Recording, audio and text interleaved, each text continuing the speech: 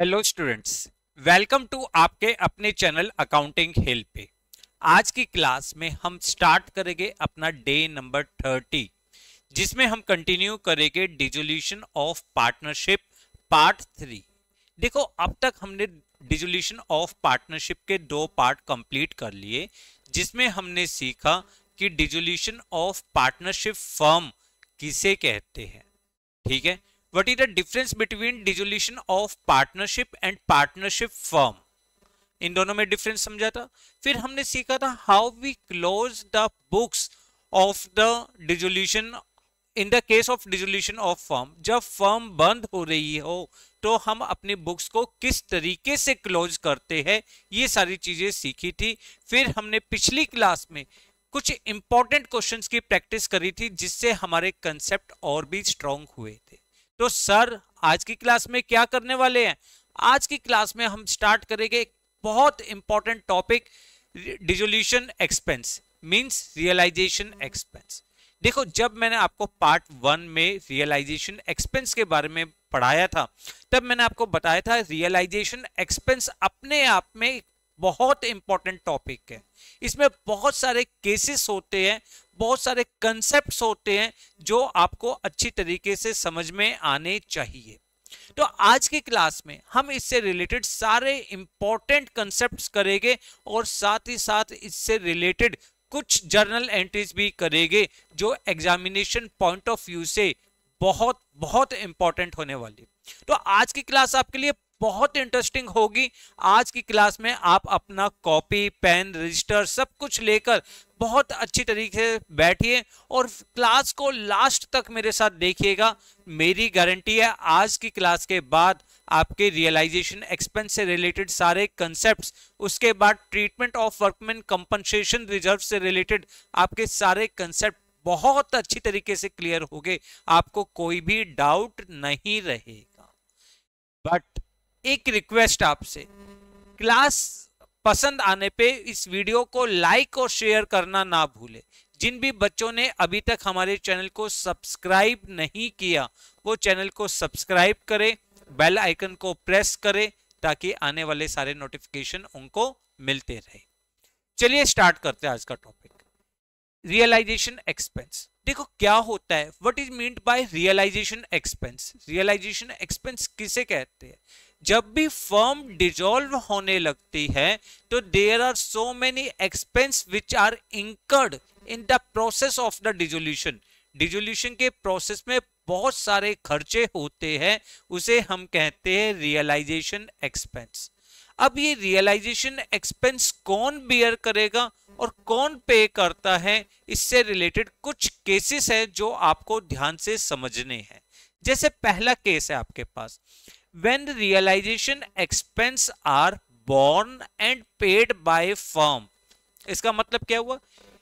जो भी dissolution expense है, डेट आर बॉर्न भी फर्म कर रही है और पे भी फर्म कर रही है। अगर रियलाइजेशन एक्सपेंस फर्म बियर करती है तो हम रियलाइजेशन एक्सपेंस को, रियलाइजेशन अकाउंट को हमेशा डेबिट करते हैं। रियलाइजेशन अकाउंट को डेबिट करते क्यों? क्योंकि फर्म का खर्चा है। और पे फर्म ने किया है तो बैंक अकाउंट को हम क्या करेंगे? क्रेडिट करेंगे। तो हमारी एंट्री क्या हो जाएगी? हमारी एंट्री होगी realisation account debit, realisation account debit to bank account, to bank account. देखो, realisation expense is borne by firm. अगर फर्म बियर करती है तो रियलाइजेशन अकाउंट क्या होगा? डेबिट होगा। And it is paid by firm, firm ने ही पे किया है तो बैंक अकाउंट को हम क्या करेंगे? क्रेडिट कर देंगे, क्योंकि फर्म से अमाउंट जा रहा है। क्लियर? दूसरा case, when realisation expense are borne by firm. देखो, किसने बॉर्न किया है? फर्म ने बॉर्न किया है। But paid by partner, but pay किसने किया है? पार्टनर ने पे किया है। देखो, अगर फर्म बॉर्न कर रही है तो हम रियलाइजेशन अकाउंट को क्या करेंगे? डेबिट करेंगे। तो रियलाइजेशन अकाउंट डेबिट क्यों? क्योंकि फर्म बियर कर रही है, फर्म का एक्सपेंस है, तो realisation account debit to partners capital account, to partners capital account. क्यों? क्योंकि ये फर्म वो सॉरी पार्टनर ने पे किया है, तो फर्म भी ये अमाउंट पार्टनर्स को प्रोवाइड करेगी, इसलिए पार्टनर्स की कैपिटल को हम इंक्रीज कर देते हैं। तो फर्स्ट केस क्या था? अगर रियलाइजेशन एक्सपेंस फर्म ने बॉन्ड किया और फर्म ने ही पे किया, तो realisation account debit to bank account. अगर रियलाइजेशन एक्सपेंस फर्म ने बियर करा बट पे किसने किया? पार्टनर ने पे किया, तो हमारी एंट्री होगी realisation account debit to partners capital account. Clear? Confirm? Next case, realisation expense are borne and paid by firm. देखो ये फर्म पार्टनर को ही borne and paid by partner. Realisation expense are borne and paid by partner, partner ही bear करेगा और partner ही इसको पे कर रहा है। देखो अगर पार्टनर बियर कर रहा है तो क्या फर्म का कोई खर्चा है? नहीं, तो रियलाइजेशन अकाउंट में कोई एंट्री नहीं। पार्टनर ही पे कर रहा है तो हमें कोई भी एंट्री नहीं करनी। No entry in this case regarding the realisation expense as it is borne and paid by partner. Partner ही बोर्न कर रहा है और पार्टनर ही पे कर रहा है, इसलिए हम इससे रिलेटेड कोई भी जर्नल एंट्री पास आउट नहीं करेंगे। Clear? Fourth case, when the realisation expense are borne by partner. कौन बोर्न कर रहा है? पार्टनर बोर्न कर रहा है, बट पेड बाय फर्म। पे कौन कर रहा है? फर्म ने पे किया। देखो अगर रियलाइजेशन एक्सपेंस पार्टनर बियर करता तो ये पार्टनर की जिम्मेदारी थी, फर्म की जिम्मेदारी नहीं थी, तो रियलाइजेशन अकाउंट में कोई एंट्री नहीं। पार्टनर ही पे करता तो हमें कोई एंट्री नहीं करनी होती, बट ये अमाउंट किसने पे किया है? फर्म ने पे किया है। किसके बिहाफ पे पे किया है? पार्टनर के बिहाफ पे पे किया है। ये अमाउंट किसको पे करना था? पार्टनर को पे करना था, बट किसने पे किया? फर्म ने पे किया, तो firm will recover this money, this amount from the partner, इसलिए हम पार्टनर्स के कैपिटल अकाउंट को डेबिट कर देंगे। Partners capital account debit to bank account. क्यों? क्योंकि फर्म का कोई खर्चा नहीं था, ये खर्चा पार्टनर का था, बट फर्म ने पे किया, तो it is treated as the drawings, drawings की तरह ट्रीट कर देंगे। Partners capital account debit to bank account. तो चार केस समझ में आ गए आपको? पहला केस क्या था कि फर्म ने बोर्न किया और फर्म ने पे किया, तो realisation account debit to bank account. Firm ने बोर्न किया, पे पार्टनर ने किया, तो realisation account debit to partners capital account. Partner ने बॉन्ड किया और पार्टनर ने पे किया, तो फर्म कोई भी एंट्री नहीं करती, बट अगर पार्टनर ने बॉन्ड किया और फर्म ने पे किया, तो firm will recover this money from partner, तो पार्टनर्स की कैपिटल को हम डेबिट कर देंगे to bank account. Clear? Confirm? चलो अब इसी के उस पे कुछ एक्सपेंडेड केसेस देखते हैं जो बहुत इंपॉर्टेंट है। देखो आज की क्लास आपके लिए क्यों इंपॉर्टेंट है? क्यों? क्योंकि हो सकता है इसकी सेपरेट जर्नल एंट्री आ जाए, हो सकता है जो आपका लॉन्ग क्वेश्चन हो उसमें ये पॉइंट आ जाए, तो ये पॉइंट आपको समझना बहुत जरूरी है। ध्यान से समझो, बहुत इंटरेस्टिंग केसेस है। When firm paid a remuneration of ₹30,000 to partner, 30,000 का हमने पार्टनर्स को रिम्यूनरेशन पे किया फॉर डिसोल्यूशन पर्पस। किस लिए? डिसोल्यूशन पर्पस के लिए। ये पार्टनर्स को रिम्यूनरेशन का मतलब है like as a salary to partner for completing the process of dissolution. Dissolution का प्रोसेस कंप्लीट करने के लिए किसी पार्टनर को हमने अपॉइंट किया और उसको हमने एक सैलरी दी। रिम्यूनरेशन का मतलब क्या हो गया? सैलरी देना। 30,000 रुपीज का रिम्यूनरेशन पे किया, एक्चुअल एक्सपेंस ₹20,000। देखो अब यहां पर क्या रिम्यूनरेशन में बताया हुआ है कि ये इंक्लूडिंग रियलाइजेशन एक्सपेंस है? नहीं। तो इसका मतलब क्या है? फर्म का जो टोटल एक्सपेंस है, फर्म्स टोटल एक्सपेंस वो है ₹50,000। फर्म का टोटल खर्चा कितना है? 50,000। इसमें से 30,000 रुपीज पेड टू पार्टनर, ये किसको पे करने हैं? पार्टनर को पे करने हैं। और 20,000 रुपीज एक्सपेंस पे करना है, पेड एज एक्सपेंस। ठीक है, और ये पेड किसने किया है? Paid by firm. जब भी आपको रियलाइजेशन एक्सपेंस के बॉन्ड के बारे में कुछ नहीं बताया जाता तो हम एज्यूम कर लेते हैं ये realisation expense is borne by firm. ठीक है, फर्म बॉर्न करती है।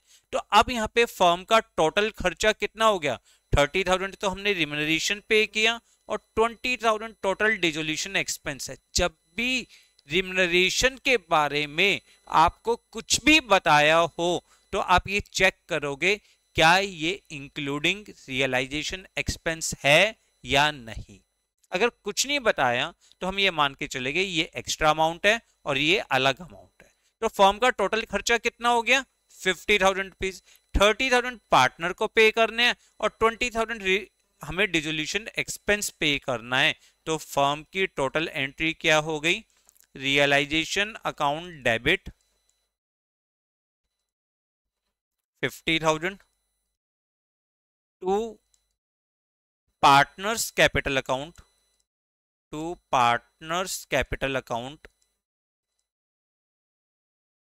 कितना जी? 30,000 and to bank account, to bank account 20,000। Clear? Confirm? Realisation account debit to partners capital account to bank account. 50,000 30,000 partner को पे कर रहे हैं और 20,000 फर्म पे कर रही है डिसोल्यूशन एक्सपेंस। क्लियर? टाइम लगा लो पर इस टॉपिक को आज ही कंप्लीट करेंगे। ठीक है ना, हवा में नहीं उड़ाएंगे टॉपिक को। हर एक टॉपिक को हमने डिटेल में पढ़ा है तो हर एक टॉपिक को हम हर सब कुछ पढ़ेंगे ताकि हमें एग्जाम्स में कोई भी प्रॉब्लम फेस ना करनी पड़े। क्लियर? नेक्स्ट पॉइंट देखते हैं। When firm paid a remuneration of ₹30,000 to partner for dissolution purpose. ठीक है, actual expense ₹20,000 paid by partner. अब यहां पर भी आपको ये नहीं बताया कि remuneration include the realisation expense, तो रिम्यूनरेशन अलग माना जाएगा और रियलाइजेशन एक्सपेंस अलग माना जाएगा। तो इसका मतलब फर्म्स टोटल एक्सपेंस, फर्म का टोटल एक्सपेंस कितना है? 30,000, sorry 30 plus 20 that is 50,000 firm का टोटल खर्चा है। 30,000 तो रिम्यूनरेशन है। 30,000 क्या है? Remuneration to partner.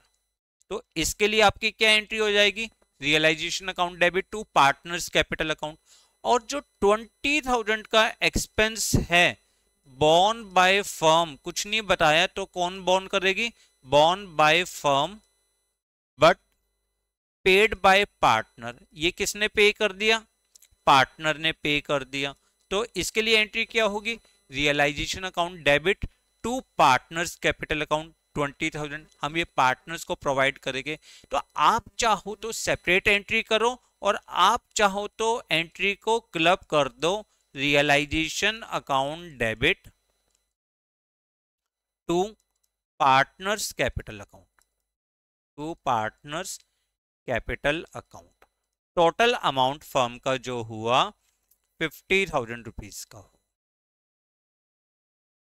फर्म का टोटल अमाउंट कितना हुआ? 50,000 रुपीज। ठीक है, 30,000 फर्म्स एक्सपेंस एंड 20,000 वो सॉरी 30,000 रिम्यूनरेशन एंड 20,000 जो फर्म का एक्सपेंस था।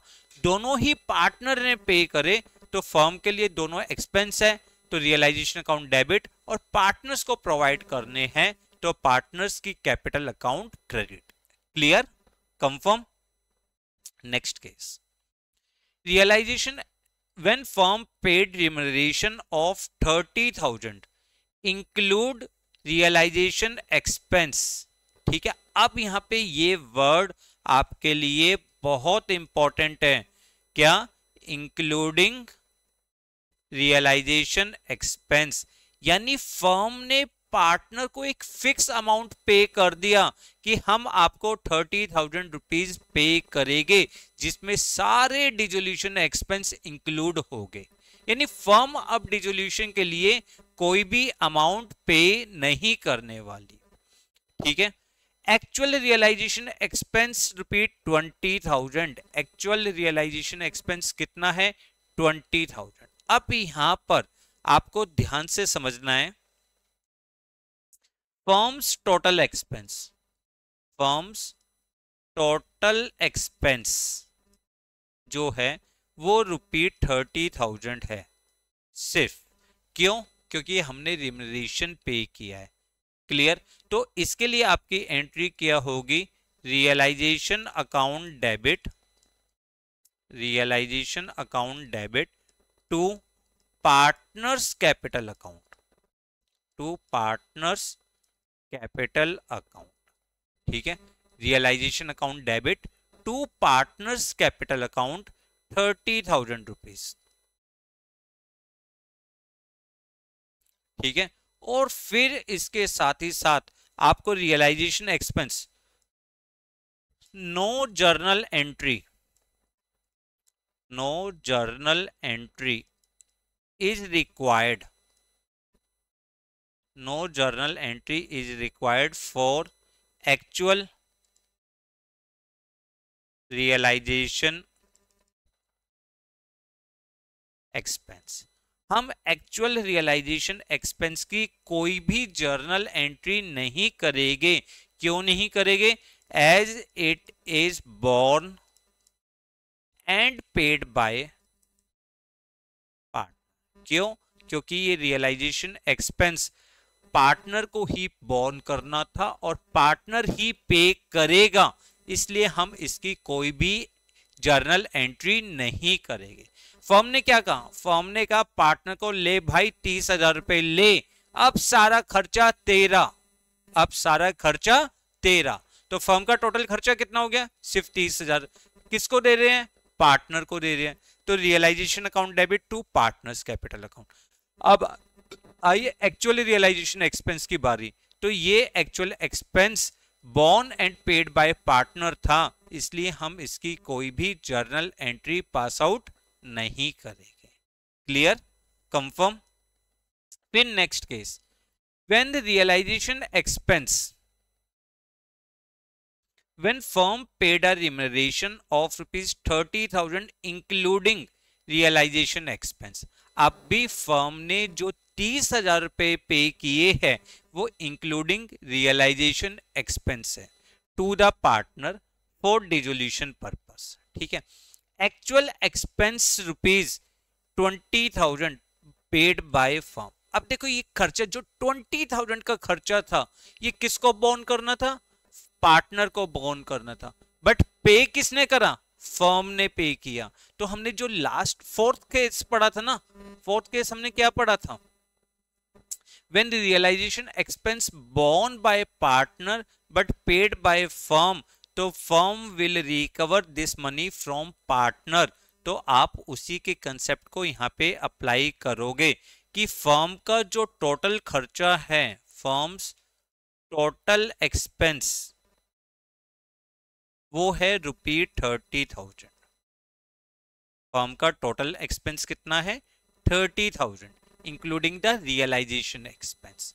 ठीक, तो फर्म, और ये किसको पे करना है? Paid to partner, paid to partner, partner को पे करना है। तो हमारी एंट्री क्या होगी? Realisation account debit to partners capital account, to partners capital account. कितना? 30,000।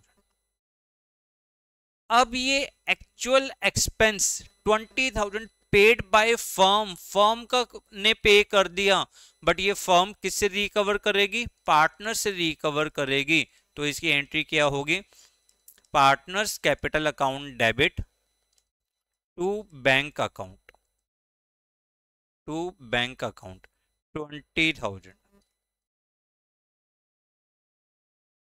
क्या लिखेंगे हम? रियलाइजेशन एक्सपेंस, मतलब इसका रीजन बता रहा हूं, realisation expense borne by partner but paid by firm. किसने पे कर दिया? फर्म ने पे कर दिया। तो firm will recover this money from the partner. इसलिए हमारी पहली जर्नल एंट्री हुई रियलाइजेशन एक्सपेंस, वो रिम्यूनरेशन पे करने की, और दूसरी रियलाइजेशन एक्सपेंस पार्टनर की बजाय फर्म ने पे कर दिया, तो firm will recover this money from partner. तो आपने क्या केस समझे? अगर रियलाइजेशन एक्सपेंस फर्म बॉर्न करती है और फर्म ही पे करती है, तो हमारी एंट्री होती है realisation account debit to bank account. Firm bear करती है बट पार्टनर पे करता है, तो realisation account debit to partners capital account. तीसरा केस क्या है? Realisation expense borne and paid by partner, तो we do not make any journal entry. Fourth case, realisation expense borne by partner, borne by partner but paid by firm, तो partners capital account debit to bank account. Fifth case क्या है? Firm paid a remuneration of 30,000 rupees to partner for dissolution purpose, और actual expense जो है 20,000। इसका मतलब अब हमने डिसोल्यूशन एक्सपेंस अलग बियर करने हैं और रिम्यूनरेशन अलग बियर करना है। सारी चीजें, मतलब इसमें से 30,000 हम पार्टनर को दे रहे हैं और 20,000 हम फर्म को दे रहे हैं, सॉरी फर्म पे कर रही है। तो आपकी एंट्री हो जाएगी realisation debit total expense to partners capital account 30,000 to bank account 20,000। Next case क्या है? Firm paid remuneration 30,000 to partner और एक्चुअल एक्सपेंस फर्म पार्टनर ने ही पे करे हैं। अब ये एक्चुअल एक्सपेंस किसको बियर करने थे? ये बियर करने थे फर्म को, बट पे करे है पार्टनर ने, इसलिए इसकी एंट्री होगी realisation debit 50,000 to partners capital account. Is it clear? Seventh case में हमने जो रिम्यूनरेशन पे किया वो इंक्लूडिंग रियलाइजेशन एक्सपेंस पे किया, तो इसका मतलब फर्म का टोटल खर्चा सिर्फ 30,000 रुपए रहा, और हम एक्चुअल एक्सपेंस की कोई भी एंट्री नहीं करेंगे as it is borne and paid by partner. Clear? Last case हमने पढ़ा कि फर्म ने जो रिम्यूनरेशन पे किया है 30,000 रुपीज का इंक्लूडिंग डिसोल्यूशन एक्सपेंस, उसमें 20,000 रुपीज का जो एक्चुअल एक्सपेंस था वो फर्म ने पे करा। अब ये फर्म की जिम्मेदारी नहीं थी, ये जिम्मेदारी किसकी थी? पार्टनर की जिम्मेदारी थी, बट फर्म ने पे कर दिया। तो पहले फर्म एंट्री करेगी रिम्यूनरेशन के लिए realisation account debit to partners capital account 30,000, और फिर partners capital account debit to bank account. Clear? Confirm? ये आठों केस आपके लिए बहुत इंपॉर्टेंट है, बहुत बहुत ज्यादा इंपॉर्टेंट है, अच्छी तरीके से पढ़िए। अब देखो, जब हम पढ़ते हैं तो हमारी प्रैक्टिस किस चीज से होती है? प्रैक्टिस हमारी होती है क्वेश्चन से। अब क्वेश्चंस की बारी, कुछ केसेस रिवीजन के तौर पे केसेस को देखते हैं। देखो, जब एक दिन में पढ़ना है, सब कुछ पढ़ना है, तो डिटेल में तो पढ़ना है। वैसे भी अब आपका पेपर देखो डिक्लेयर हो गया है कि 31 मार्च को अकाउंट्स का पेपर है। आपका फर्स्ट पेपर आपका 24 फेब को है, तो आपके पास अभी भी सफिशिएंट टाइम है, अच्छी तरीके से रीडिंग करिए। अब हम साथ ही साथ आगे बहुत सारी रिविजन्स करेंगे, बहुत अच्छे अच्छे क्वेश्चंस की प्रैक्टिस करेंगे, एमसीक्यूज करेंगे, बट उसके लिए पहले कंसेप्ट तो अच्छी तरह से स्ट्रॉन्ग कर लेना। चलिए देखिए, pass journal entries for the following case. Realisation expense amounting to 20,000 rupees. जब कुछ भी नहीं बताया जाता तो realisation expense is borne and paid by firm, तो आपकी एंट्री क्या होगी? Realisation account debit to bank account, to bank account. कितना अमाउंट? 20,000। ठीक है, clear. Second case, realisation expense amounting to 25,000 were paid by partner. मैंने आपको बताया जब बॉर्न के बारे में कुछ नहीं बताया जाता तो it is always borne by firm. तो आपकी एंट्री क्या होगी? रियलाइजेशन अकाउंट डेबिट, क्योंकि रियलाइजेशन फर्म का खर्चा है, रियलाइजेशन डेबिट होगा। बट हम पार्टनर को पे कर रहे हैं तो to partners capital account, to partners capital account 25,000। ठीक है, क्लियर। Third, realisation expense 5,000 rupees were borne and paid by partner. Sir अभी तो बताया हम कोई भी एंट्री नहीं करेंगे।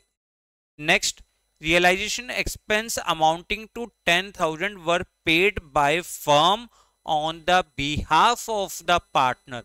हमने किसके बिहाफ पे किया है? पार्टनर के बिहाफ पे किया है। तो इसलिए partners capital account debit, partners capital account debit to bank account 10,000 rupees. Clear, confirm. फिर आगे पढ़ते हैं। अब देखो, dissolution expense rupees 8,000। Out of the said expenses rupees 3,000 were borne by firm and balance by partner. इन्होंने क्या कहा है? टोटल एक्सपेंस कितने हैं? ध्यान से समझना इस केस को। टोटल एक्सपेंस है आपके 8,000 रुपीज के, उसमें से 3,000 रुपीज जो है वो बोर्न बाय फर्म है, बोर्न बाय फर्म है। और 5,000 रुपीज जो है वो बोर्न बाय पार्टनर है, बोर्न बाय पार्टनर। अब ये सारा का सारा जो 8,000 रुपीज थे, 8,000 रुपीज ये क्या हो गए? 8,000 rupees paid by firm, firm ने पे कर दिए। अब देखो यहां पे दो केस है। पहले 3,000 का केस क्या है कि borne and paid by firm, उसके लिए एंट्री क्या होती है? Realisation account debit to bank account. दूसरा 5,000 borne by partner but paid by firm, यानी फर्म ने पार्टनर के बिहाफ पे कर दिए, तो इसकी एंट्री क्या होगी? Partners capital account debit to bank. और हम चाहे तो इनको क्लब कर सकते हैं, क्लब करेंगे तो हमारी एंट्री क्या होगी? रियलाइजेशन अकाउंट आपका डेबिट हो जाएगा 3,000 से, फर्म का खर्चा। पार्टनर्स के बिहाफ पे किया तो पार्टनर्स कैपिटल भी डेबिट हो जाएगा 5,000। और फर्म ने टोटल अमाउंट कितना पे किया है? To bank account 8,000 rupees. कितना? To bank account 8,000 rupees. Clear, confirm. फिर next case, dissolution expense were 8,000 rupees. अब भी जो एक्सपेंस है, टोटल एक्सपेंस वो 8,000 रुपीज है। 3,000 वर बोर्न बाय फर्म, इसमें से 3,000 रुपए फर्म बोर्न करेगी, बोर्न बाय फर्म। और 5,000 जो है वो पार्टनर बोर्न करेगा, 5,000 बोर्न बाय पार्टनर, जैसे पिछले केस में था। अब इन्होंने क्या कहा? 8,000 वर पेड बाय पार्टनर। ये सारा का सारा अमाउंट, जितना भी ये अमाउंट था, it is paid by partner. किसने पे किया है? पार्टनर ने पे किया है। अब यहां पे ध्यान से आप समझिए, 3,000 का खर्चा फर्म का था, पार्टनर ने पे किया, तो हमारी एंट्री क्या होगी? Realisation account debit to partners capital, क्योंकि हम इतना अमाउंट पार्टनर्स को प्रोवाइड कर देंगे। अब रही 5,000 की बात। 5,000 बोर्न बाय पार्टनर बट वो borne and paid by partner. Borne भी कौन कर रहा है? पार्टनर। और पे भी कौन कर रहा है? पार्टनर। तो हमने क्या सीखा था? जो एक्सपेंस पार्टनर ही बॉर्न करता है और पार्टनर ही पे करता है, हम उसकी कोई भी जर्नल एंट्री नहीं करते। तो हमारी एंट्री क्या होगी? एंट्री होगी realisation account debit to partners capital account, to partners capital account. कितना जी? 3000। ठीक है, और ध्यान रखिएगा जो खर्चा पार्टनर बॉर्न कर रहा है और पार्टनर ही पे कर रहा है, हम उसकी कोई भी जर्नल एंट्री पास आउट नहीं करते। Clear? Next case. A partner was paid remuneration including expense, अब खर्चा मिलाकर 7500 रुपए to carry out the dissolution for dissolution of the firm. Actual expense were 10,000 rupees. करवाया है ना, सेम केस करवाया है आपको कि फर्म ने कितना अमाउंट पे कर रहे हैं, वो पे कर रहे हैं रियलाइजेशन अकाउंट डेबिट। फर्म का खर्चा सिर्फ 7,500 है जो उन्होंने पार्टनर को पे किया, और साथ में कह दिया कि अब आपकी सारी जिम्मेदारी। ठीक है, तो 7,000। अब no entry for actual realisation expense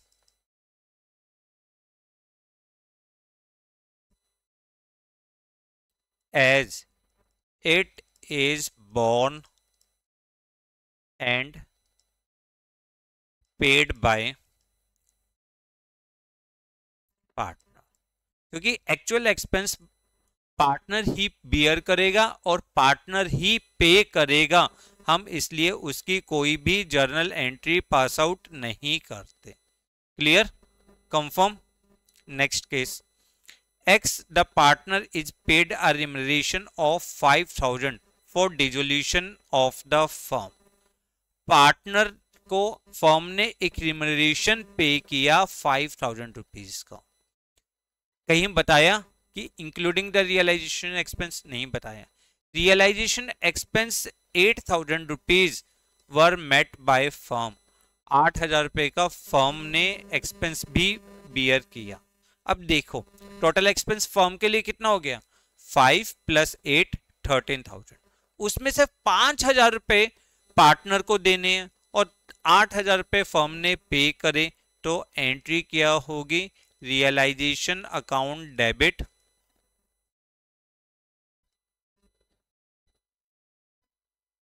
to partners capital account,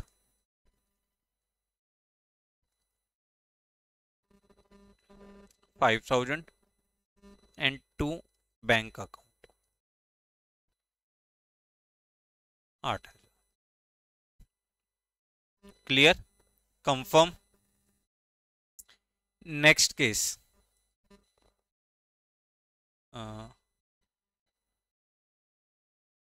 next case, realisation expense ₹5,000 were borne by X. 5,000 रुपए एक्स को बॉर्न करने थे, but it is paid by Y. किसने पे कर दिए? वाई ने पे कर दिए। अगर वाई ने पे कर दिए बट बॉर्न किसको करने थे? एक्स को करने थे, तो एक्स की कैपिटल को क्रेडिट कर देंगे X capital account credit to, sorry X capital account debit to Y's capital account. क्योंकि एक्स को बॉर्न करने थे तो एक्स की कैपिटल को डेबिट करिए, और वाई ने पे कर दिए तो वाई की कैपिटल को क्रेडिट कर देंगे, यानी X will pay this amount to the Y. Clear? Confirm?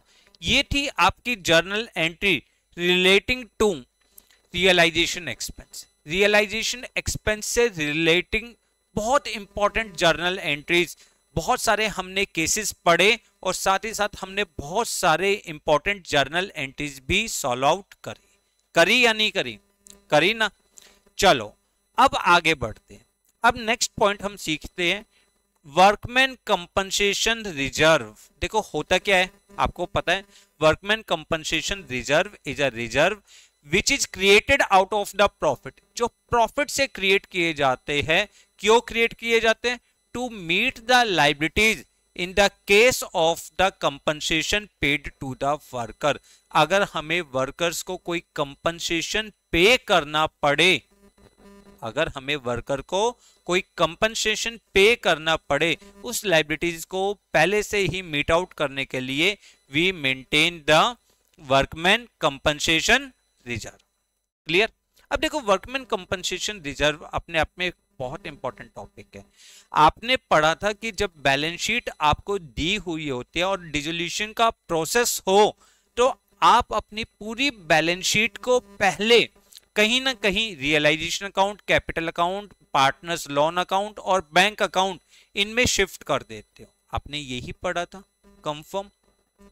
But अगर क्वेश्चन में आपको वर्कमैन कंपनसेशन रिजर्व दे रखा हो, मान के चलिए ए और बी दो पार्टनर थे, 3:2 की रेशियो थी, जब वो बैलेंस फर्म को डिसॉल्व कर रहे थे, उस टाइम में वर्कमैन कंपनसेशन रिजर्व 75,000 था। जैसे ही क्वेश्चन की बैलेंस शीट में आपको वर्कमैन कंपनसेशन रिजर्व नजर आ जाए, तो पहले नीचे एडजस्टमेंट्स पढ़ते हुए चेक करिए क्या उसके अगेंस्ट कोई लायबिलिटी है या नहीं। अगर लायबिलिटी है तो हम उसका ट्रीटमेंट कैसे करेंगे वो चीज समझते हैं। अगर यहाँ पे वर्कमैन कंपनसेशन रिजर्व है और नीचे लायबिलिटी है या नहीं है, अगर नहीं है तो क्या ट्रीटमेंट होगा, है तो कितनी है, कम है, इक्वल है, ज्यादा है, कैसे हम इसके सॉल्व करेंगे, ये सारे केसेस हम समझते हैं। देखो, सबसे पहले उन्होंने कहा है no liability against the workman compensation reserve, कोई भी लायबिलिटी नहीं है वर्कमैन कंपनसेशन रिजर्व के अगेंस्ट, तो हम क्या करेंगे, हम सारा का सारा वर्कमैन कंपनसेशन रिजर्व पार्टनर्स में डिस्ट्रीब्यूट कर देंगे। तो हमारी एंट्री क्या होगी, WCR debit to partners capital account in their profit sharing ratio, partners की प्रॉफिट शेयरिंग रेशो में हम वर्कमैन कंपनसेशन रिजर्व को डिस्ट्रीब्यूट कर देंगे। ध्यान से समझिए इन केसेस को। देखो, मैं इनके लिए, इन केसेस को समझाने के लिए साथ के साथ आपको क्वेश्चंस भी करवाता हुआ चल रहा हूं। जैसे क्वेश्चन क्या है, X and Y are partners sharing profit in the ratio 3:2। Give journal entries under the following situation at the time of dissolution of firm. Workman compensation reserve stood rupees 75,000 in balance sheet and there was no liability against the workman compensation reserve। Workman compensation reserve के against हमारे पास कोई भी liability नहीं है, तो हम क्या करेंगे, डिस्ट्रीब्यूट कर देंगे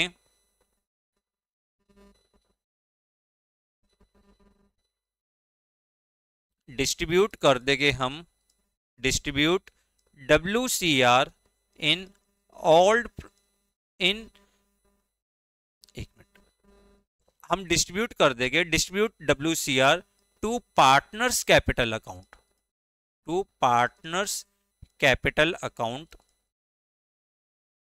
इन देयर प्रॉफिट शेयरिंग रेशो। तो आपकी जो जर्नल एंट्री होगी वो क्या होगी इस केस में, WCR debit to X capital to Y capital. 75,000 rupees को आप 3:2 की रेशो में डिस्ट्रीब्यूट कर दोगे तो 45,000 एंड 30,000। जब कोई भी लायबिलिटी हमें नीचे नहीं गिवन होती, तो हमने क्या समझ रहे हम, अगर क्वेश्चन में आपको WCR है तो नीचे पहले आपको क्वेश्चन रीड आउट करना पड़ेगा, आपको चेकआउट करना पड़ेगा क्या उसके अगेंस्ट कोई लायबिलिटी है। अगर उसके अगेंस्ट कोई लायबिलिटी नहीं है तो हम सारा का सारा वर्कमैन कंपनसेशन रिजर्व पार्टनर्स में डिस्ट्रीब्यूट कर देंगे। क्लियर? सेकंड केस, अब सेकंड केस में क्या है कि amount of liability is less than WCR। आपका वर्कमैन कंपनसेशन रिजर्व तो है बट उसके अगेंस्ट लायबिलिटी कम है, उसके अगेंस्ट हमारी लायबिलिटी कम है। तो इस सिचुएशन में हम क्या करेंगे, इस सिचुएशन में देखो हम क्या करेंगे, transfer amount equal to liability, जितना अमाउंट लाइबिलिटी का है, amount transfer sorry amount equal to liability to वो credit side of realisation account, realisation account के क्रेडिट साइड हम अमाउंट ट्रांसफर कर देंगे and balance amount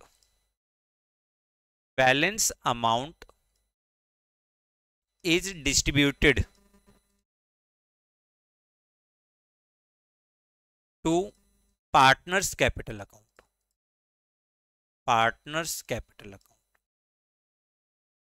in PSR, उनकी profit sharing ratio में। पहला स्टेप मैंने क्या कहा, जितना अमाउंट आपका है, जितना अमाउंट आपकी लाइबिलिटी का है उतना तो रियलाइजेशन अकाउंट के क्रेडिट साइड आप ट्रांसफर कर दीजिए, ठीक है। दूसरा पॉइंट क्या बोला हाथ के हाथ कि जो बैलेंस अमाउंट है उसको पार्टनर्स में डिस्ट्रीब्यूट कर दीजिए और उसकी आप पेमेंट भी कर दीजिएगा फिर बाद में।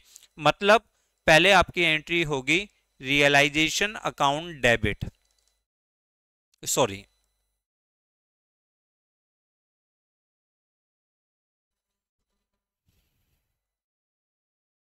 आपकी एंट्री क्या होगी, देखो आपका वर्कमैन कंपनसेशन रिजर्व मान लो 75 का है, ठीक है, मान के चलो। उसके अगेंस्ट लाइबिलिटी कितनी है, लाइबिलिटी मान लेते हैं कितनी आप मानोगे, मान लो 35,000 की और 30,000 की लाइबिलिटी मान लेते हैं। टू लाइबिलिटी यानी टू रियलाइजेशन, उतना अमाउंट हम रियलाइजेशन में ट्रांसफर कर देंगे जितनी लाइबिलिटी है 30,000। अब बैलेंस अमाउंट कितना बचा आपका, बैलेंस बचा 45, वो पार्टनर्स में डिस्ट्रीब्यूट कर देंगे to partners capital account, in their profit sharing ratio, case समझे, केस समझते हैं। देखो सेकंड केस में क्या बोला है कि workman compensation reserve stood ₹60,000 in the balance sheet में कितना है 60,000 का रिजर्व है and liability for it was 35,000, liability कितनी है 35,000। तो आपकी पहली जो जर्नल एंट्री होगी, पहली जर्नल एंट्री क्या होगी, वर्कमैन कंपनसेशन रिजर्व डेबिट कितना जी 60,000 टू रियलाइजेशन अकाउंट कितना 35,000 आपका है लाइबिलिटी। अब बचा कितना 25,000, वो हम किस में डिस्ट्रीब्यूट कर देंगे, एक्स और वाई में। किस रेशो में, उनकी प्रॉफिट शेयरिंग रेशो। क्या प्रॉफिट शेयरिंग रेशो है 3:2, तो 25,000 को आप डिस्ट्रीब्यूट करोगे 15,000 एंड 10,000, ठीक है। और सेकंड आपकी जर्नल एंट्री क्या होगी, आपकी सेकंड जर्नल एंट्री होगी realisation account debit to bank account कितना जी 35,000।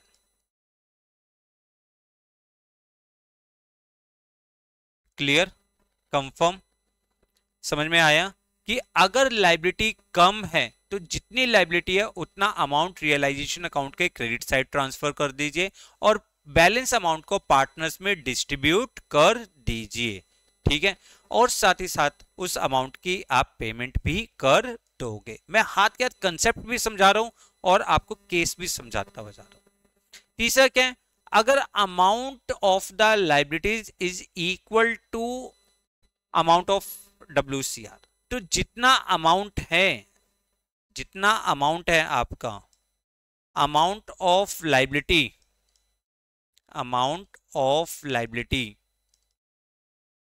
Is transferred to credit side of realisation account के क्रेडिट साइड आप ट्रांसफर कर दोगे, ठीक है। आपके पास कोई अमाउंट बचा ही नहीं, अब उसकी आप पेमेंट कर दोगे। तो आपकी एंट्री क्या होगी, आपकी एंट्री होगी रियलाइजेशन, यार क्या हो रहा है बार बार रियलाइजेशन, याद ही नहीं रहता। Workman compensation reserve debit to realisation, workman compensation reserve account debit to realisation, जितना अमाउंट है, क्योंकि amount is equal to liabilities. तो इस सिचुएशन में जैसे केस है आपके पास कि workman compensation reserve stood 60,000 rupees और लायबिलिटी भी कितनी है, 60,000 की ही लायबिलिटी है, लायबिलिटी भी कितनी है, 60,000 रुपीज की। तो सबसे पहले आपका जितना भी वर्कमैन कंपनसेशन रिजर्व है उसको आप रियलाइजेशन अकाउंट में ट्रांसफर करोगे, टू रियलाइजेशन अकाउंट। कितना जी, 60,000, ठीक है। और फिर आप उस रियलाइजेशन की पेमेंट कर दोगे, realisation account debit to bank account, to bank account 60,000। Clear, confirm.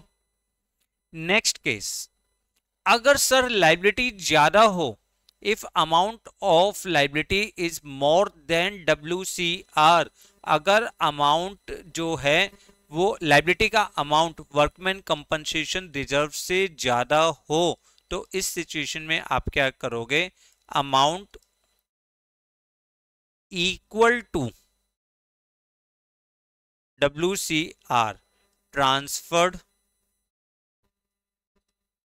To credit side, to credit side of realisation account, realisation account के क्रेडिट साइड आप उसको ट्रांसफर कर दोगे। दूसरा क्या है, make the payment, make a payment equal to liability, equal to liability, ठीक है, इज जितनी भी लायबिलिटीज के इक्वल है उसकी पेमेंट कर दो, उसकी पेमेंट कर दीजिए।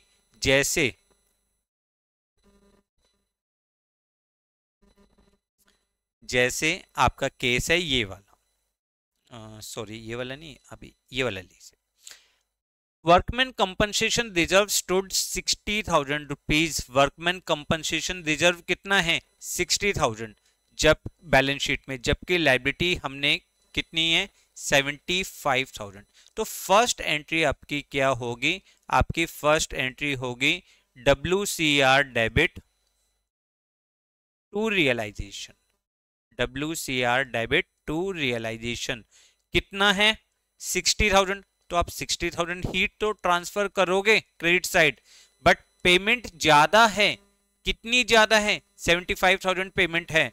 तो आपकी नेक्स्ट एंट्री क्या हो जाएगी, realisation account debit to bank account. Realisation में आप डेबिट साइड लिख दोगे 75, इससे ऑटोमेटिक आपका 15,000 का लॉस आएगा जो पार्टनर्स में डिस्ट्रीब्यूट हो जाएगा।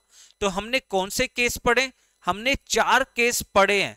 पहला केस क्या पढ़ा है कि सर कोई भी लायबिलिटी नहीं है तो सारा अमाउंट हमने पार्टनर्स में डिस्ट्रीब्यूट कर दिया, WCR डेबिट 2x 2y। दूसरा केस हमने क्या पढ़ा कि सर लायबिलिटी का अमाउंट कम था, तो जितना अमाउंट लायबिलिटी का था उतना तो हमने रियलाइजेशन अकाउंट में ट्रांसफर करा और बाकी हमने पार्टनर्स में डिस्ट्रीब्यूट कर दिया।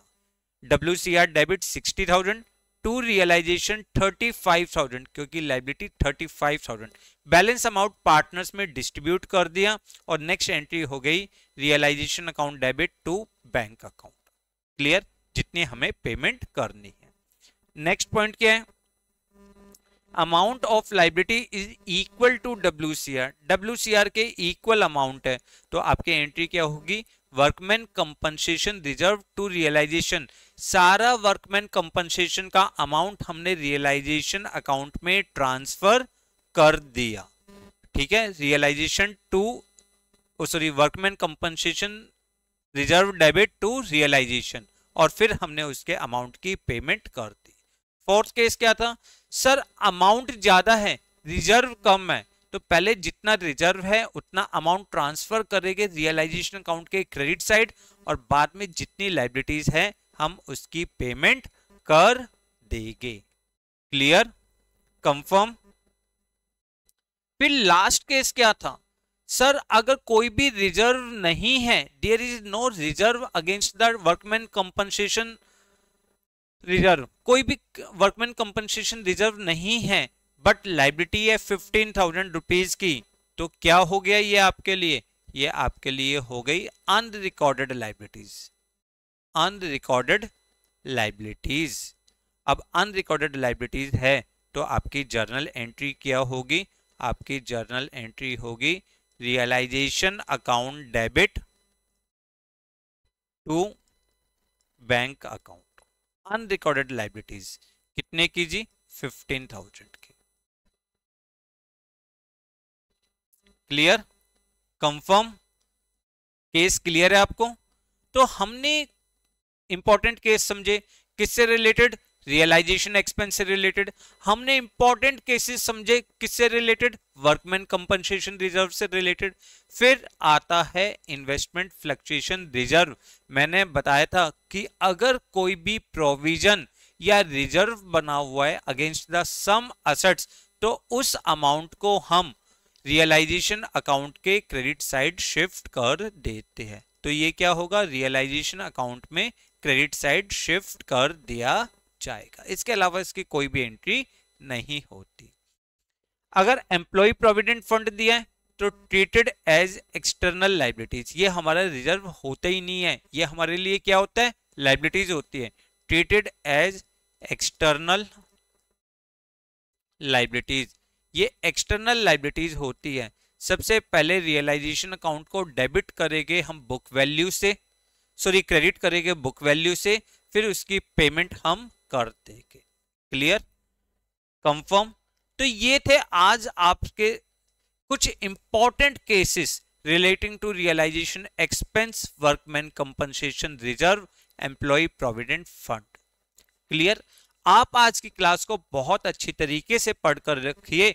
नेक्स्ट क्लास में हम इनसे रिलेटेड कुछ इंपॉर्टेंट जर्नल एंट्रीज और कुछ इंपॉर्टेंट क्वेश्चंस भी करेंगे। तब तक आप पढ़ते रहिए। वीडियो को लाइक और शेयर करना ना भूलें। Thanks a lot for watching the video.